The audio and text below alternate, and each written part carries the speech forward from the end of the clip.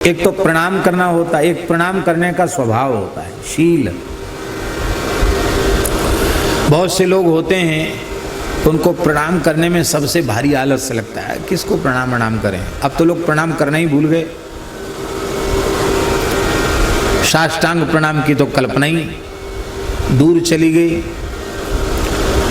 जूता चप्पल उतारना भी प्रणाम करने में जरूरी नहीं रह गया। अब चरणों तक भी झुके उतनी जरूरत नहीं रह गई। कोई घोंटू छू लेता है एक हाथ से, कोई जांग छू लेता है। और एक जगह तो हमने देखा एक महात्मा को लोग प्रणाम कर रहे थे, बंबई की बात है, तो पैर नहीं छू रहे थे कोई भी, सब आके पेट से लिपट रहे थे। हम तो दूर हट गए, भीड़ थी, हम दूर हट गए कि इसी तरह से हमारा प्रणाम न होने लग जाए। पेट पकड़ के लोग पेट का ही अभिवादन कर रहे थे।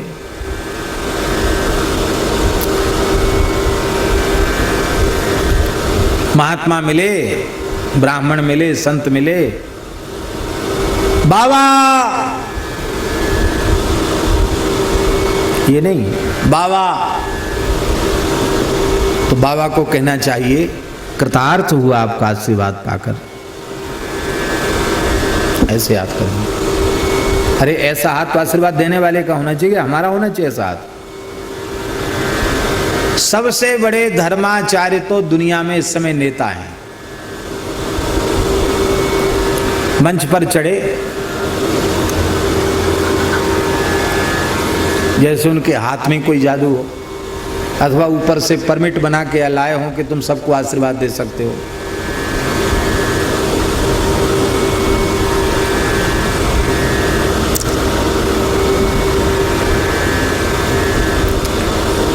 ये सब अपसंस्कृति है, दोष है, इसको त्यागना चाहिए। प्रणाम की मर्यादा से प्रणाम करना चाहिए। पुरुष मात्र को साष्टांग प्रणाम करना चाहिए अपने से बड़ों को, और नारियों को पंचांग प्रणाम करना चाहिए। पंचांग प्रणाम माने पूरा लौट कर नहीं, घुटने टेक करके, सिर झुका करके, हाथ जोड़ करके माताओं को दूर से प्रणाम करना चाहिए। देखो, हम बड़ी विनम्रता पूर्वक कह रहे हैं, आप खूब श्रद्धा रखो अपने से बड़ों में, पर पतिव्रता सती साध्वी माताओं को चरण स्पर्श अपने पति के ही करने चाहिए।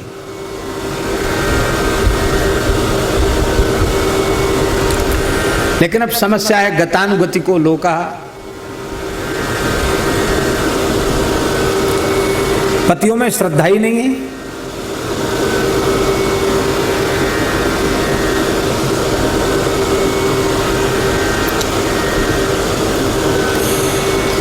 मनमाने तरीके से धर्म की कल्पना मत करो।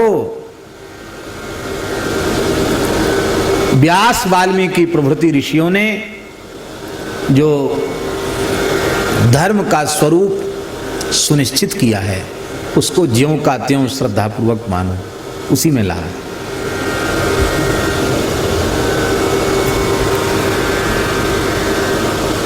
तो चरण स्पर्श करना ही लोग भूल गए। दाहिने हाथ से दाहिना चरण, बाएं हाथ से बायां चरण, इस तरह से चरण स्पर्श की महिमा है, विधि है। और नहीं तो दूर से साष्टांग प्रणाम करो।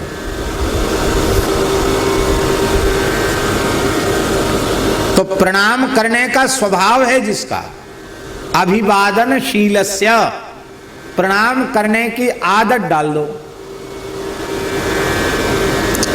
अच्छा बताओ, रोज उठकर अपने पिता माता को प्रणाम कौन कौन करता है?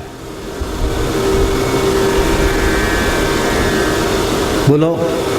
तुम्हारा ये तो भक्तराज है, ये इनका भी नाम भक्तराज है। बोलो, भक्तराज करते हो रोज? तब आपका नाम बदल दिया जाएगा।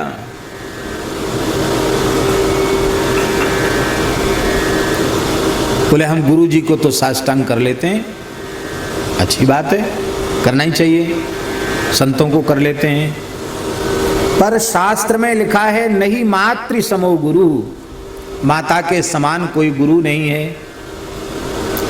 भागवत जी का पाठ करते हो, रामचरित्र का आरंभ कहां से किया सुखदेव जी ने?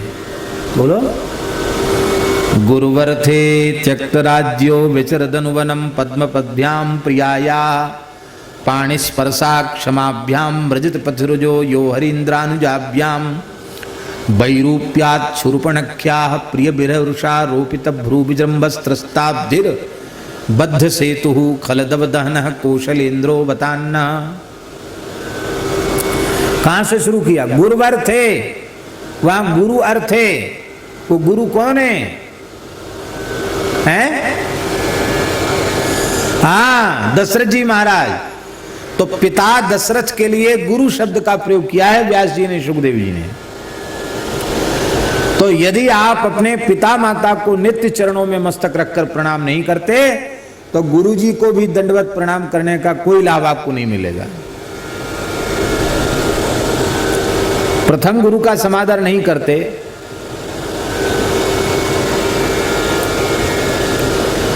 अपने से पूज्य गुरुजन अकेले में मिलें चाहे हजारों के बीच में मिलें,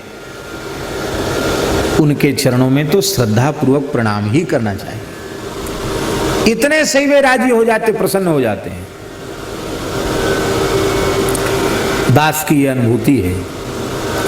हमको जिन पूज्य गुरुजनों ने कृपा करके पढ़ाया, वे आज भी किसी सभा में, किसी मंच पर कहीं भी मिलें, हम श्रद्धा पूर्वक प्रणाम करते। हम ये नहीं सोचते हैं कि हम तो चतुर्थाश्रमी विरक्त बाबा जी हैं, अमुक अमुक उपाधियां लोगों ने आगे पीछे लगा रखी हैं और ये गृहस्थ हैं, हम इनको प्रणाम क्यों करें। ये हमारे मन में कभी नहीं आता। जिनकी कृपा से दो चार अक्षर सुनने का अवसर मिला, वे हमारे गुरुजन भगवत स्वरूप हैं। हमने जीवन में कोई सेवा तो उनकी की नहीं, न शरीर से न धन से। हम केवल प्रणाम ही तो कर सकते और हमारे पास है क्या। पर वे प्रणाम मात्र से रीझकर प्रसन्न होते हैं, आशीर्वाद देते हैं। और जो कुछ दिखाई पड़ रहा है यह केवल और केवल गुरुजनों का आशीर्वाद ही है, इसके अतिरिक्त कुछ नहीं।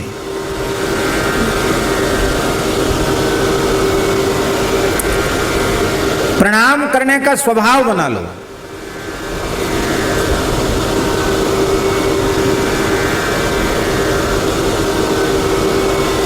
तुम करते हो माधव? तो फिर यहां रहने का क्या लाभ हुआ 2 महीना? अब यहां से जाने के बाद प्रातःकाल नित्य उठ करके सबसे पहले पिता माता को साष्टांग प्रणाम करना, श्रद्धा पूर्वक प्रणाम करना। कहीं जाना आना उनसे पूछकर आज्ञा लेकर। देखो आप कितने सफल होते हैं अपने मार्ग पर। आप अनुभव करके देख लो।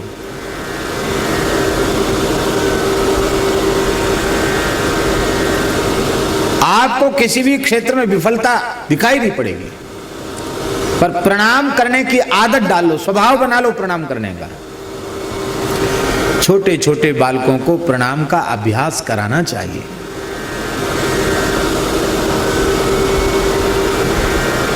अभ्यास डालना चाहिए। तुम करते हो रोज प्रणाम? खाली माला लेकर बैठने से क्या फायदा?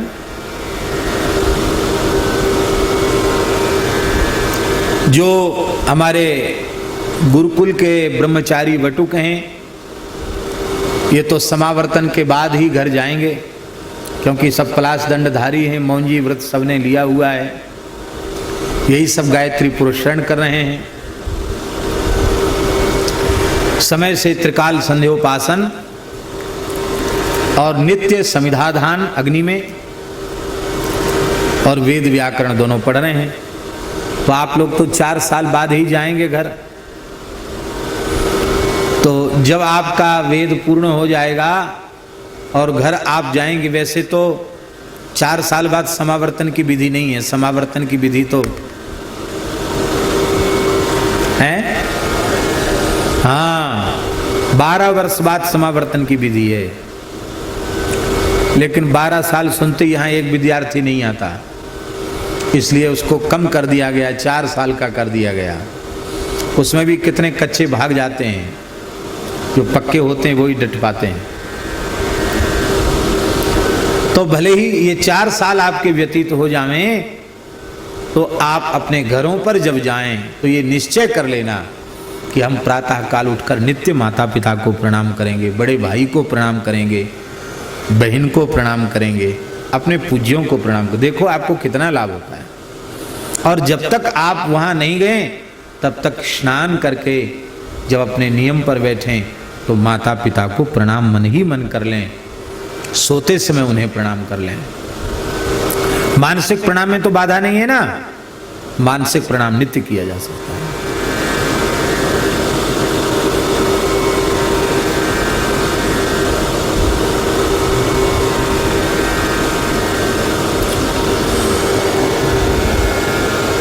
अभिवादनशीलस्य नित्यं वृद्धोपसेविना, वृद्धों की सेवा करना का स्वभाव जिनका है। चत्वारि तस्य वर्धन्ते, 4 चीजें उसकी बढ़ती है निरंतर। कौन कौन? आयु, विद्या, यशो, बलम। उसकी आयु बढ़ती है प्रणाम करने वाले की, विद्या बढ़ती है, यश बढ़ता है और बल बढ़ता है। आयुर्विद्या यशो बलम,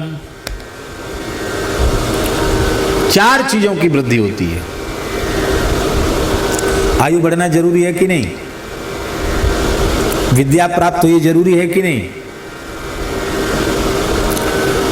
हमारी अपकीर्ति ना हो, निंदा ना हो, हमारी यश कीर्ति हो, ये भी जरूरी है कि नहीं? और हमारे भीतर सात्विक बल हो जिससे हम गौ ब्राह्मण दीन दुखी पर अत्याचार करने वाले को दंड दे सकें। गौ ब्राह्मण दुर्बल, इनकी अबला स्त्री, इनकी सुरक्षा कर सकें।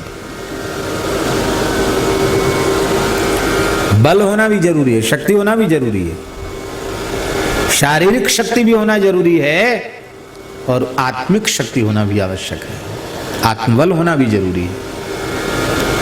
ये सब चीजें प्रणाम करने वाले को मिल जाती हैं। प्रणाम करने वाले को नहीं, प्रणाम करने का स्वभाव है जिसका। अभिवादन शीलस से, यहां ध्यान देना, शीलस से।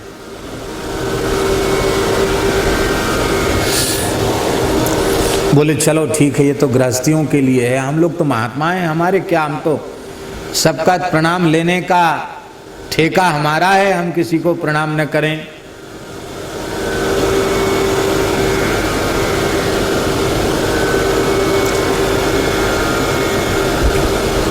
एकादश स्कंध में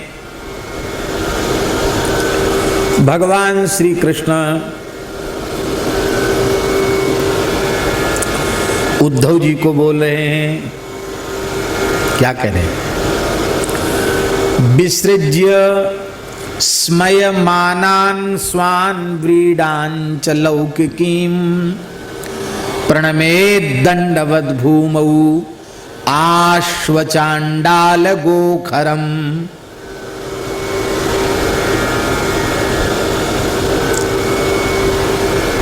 अपने जाति के, अपने ज्ञान के अहंकार को त्याग कर, पद प्रतिष्ठा के अहंकार को त्याग कर, लौकिकी लज्जा को त्याग करके प्रणमेत, प्रणाम करे। किस लकार का प्रयोग है प्रणाम प्रणमेत में? विधिलिंग का प्रयोग है। विधिलिंग का अर्थ क्या है? प्रणमेत माने प्रणाम करे, ऐसी विधि है, करना ही चाहिए। कम प्रणमेत, किसको प्रणाम करे? आश्वचाण्डाल गोखरम,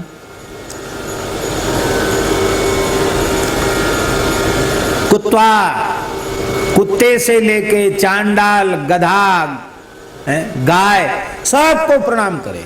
लो, जब जो इनको साष्टांग प्रणाम की, हमारा गढ़ा हुआ श्लोक तो नहीं, भागवत जी में लिखा है, पढ़ लो।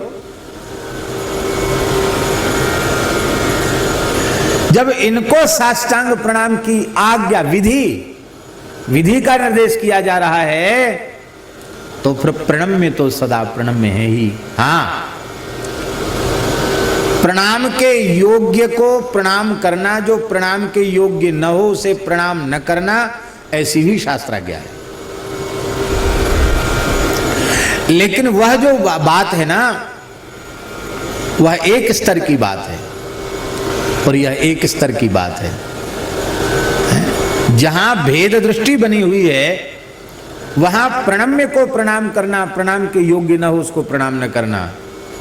पर जहां हमें भेद दृष्टि से ऊपर उठकर सर्वत्र भगवत दृष्टि रखनी है, वहां तो जड़ चेतन जग जीव जत सकल राम मैं जानी, बंदौ तिनके पद कमल सदा जोरी जुग पान, श्री राम मैं सब जग जानी, करऊं प्रणाम जोरी जुग पानी। वहां तो सबको प्रणाम करना है।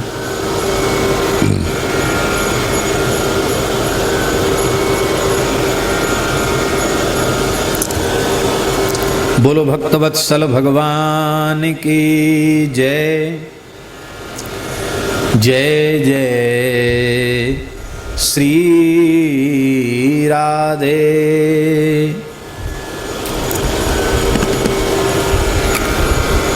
तो मार्कंडेय ऋषि ने प्रणाम करने का अभ्यास डाल लिया। तो मार्ग में खड़े हो जाते सवेरे संध्योपासन करके।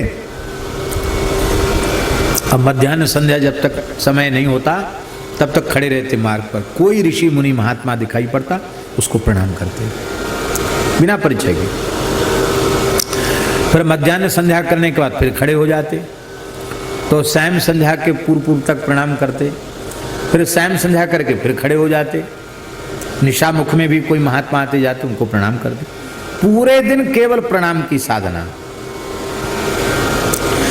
सप्तर्षि वहां से निकले। उन सप्तर्षियों के साथ श्री नारद जी और अंगिरा जी भी थे। तो कितने हो गए? 9 हो गए ना। 7 ऋषि और अंगिरा जी और नारद जी।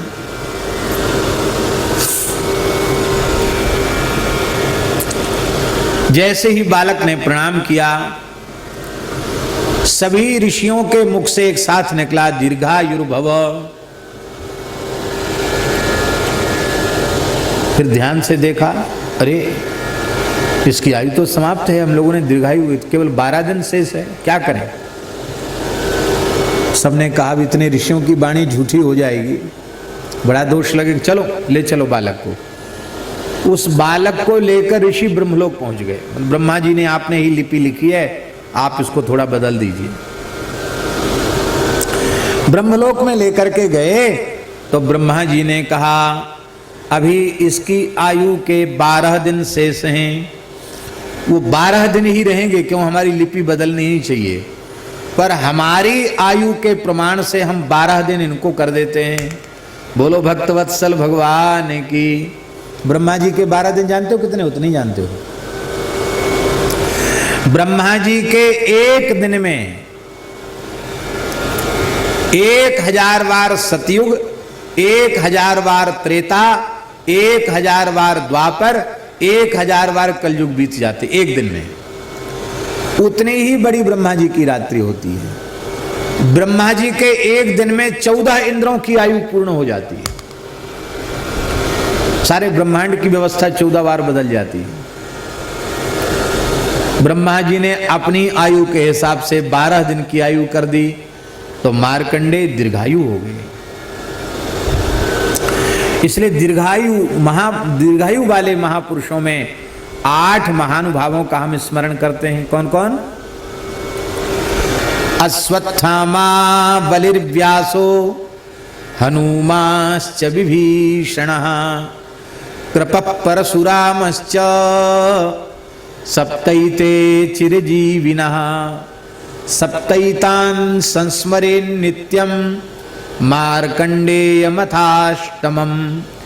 जीवेद् वर्षशतं सोऽपि सर्वव्याधि विवर्जितः। श्रद्धा पूर्वक 8 का नाम रोज लो तो गारंटी है 100 साल के पहले मरोगे नहीं। भयंकर कोई बीमारी भी नहीं होगी, पर नियम से आपको अष्ट चिरजीवियों के नाम लेने पड़ेंगे।